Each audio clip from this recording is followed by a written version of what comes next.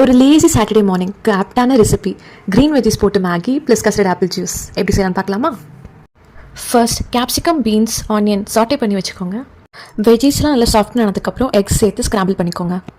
உங்களுக்கு தேவையான சால்ட், கரம் மசாலா, ஃப்ளேவருக்கு என்னெல்லாம் வேணுமோ அந்த தூளெல்லாம் சேர்த்துக்கோங்க. அண்ட் இந்த ஒரு வெஜிஸ் அண்ட் எக் மிக்சரை நீங்கள் நல்லா சாப்பிட்லாம் ஒரு பிரேக்ஃபாஸ்ட்டாக. நம்ம மேகியோடு இன்றைக்கி இன்ஃப்யூஸ் பண்ண போகிறோம். ஸோ நெக்ஸ்ட் ஒரு கடாய் எடுத்துகிட்டு தண்ணி சேர்த்துட்டு மேகி பவுடர் சேர்த்துக்கோங்க.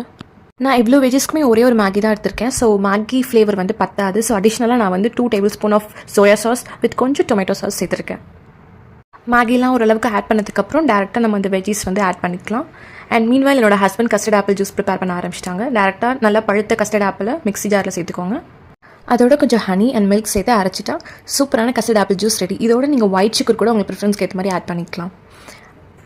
கஸ்டர்ட் ஆப்பிள் பிடிக்காதவங்க கூட இந்த சீசனில் நிறைய பழம் கிடைக்கிறனால குழந்தைங்களுக்கு இந்த மாதிரி ஜூஸ் ப்ரிஃபர் பண்ணி கொடுங்க.